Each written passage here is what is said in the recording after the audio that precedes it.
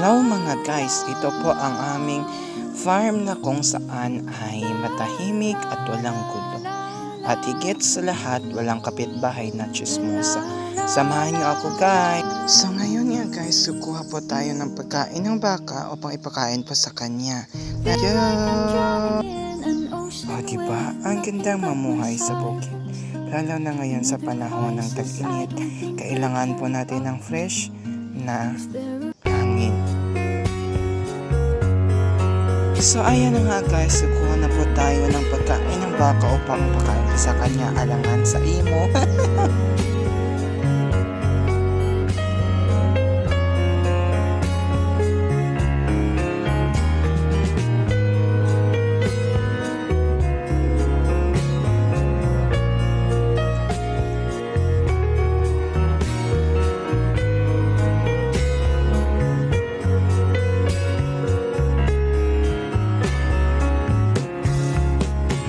So ayan na nga po guys, natapos na po natin at na ipakain sa baka.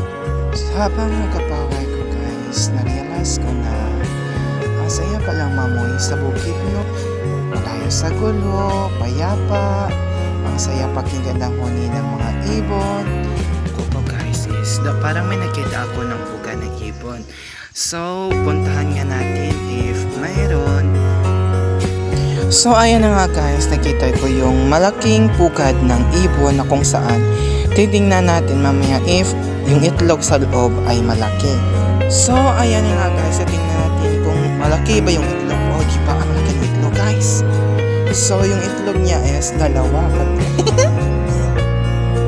So guys, yung itlog ay ibabalik natin dahil sayang yung itlog. Baka soon wala na tayo makitang ibon. So baka sa susunod guys is wala ng mga ibon. At ayan na nga guys, dadalhin na po natin sa baka para may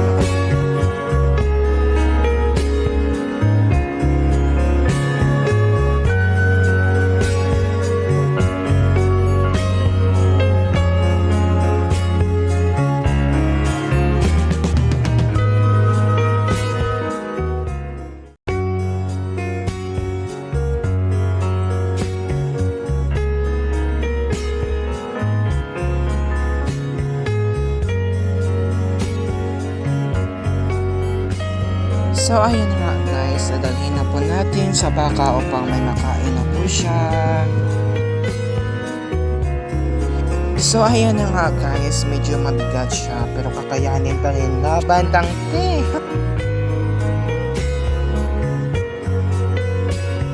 So ayun guys, malapit na po tayo sa baka at ready na po yung pakain sa kanya. Let's go! At nakarating na po tayo sa baka na kung saan kumakain na po siya. Ay, by the way guys, yung baka is lalaki po yan. Hanggang dito na lang po tayo. Thank you for watching.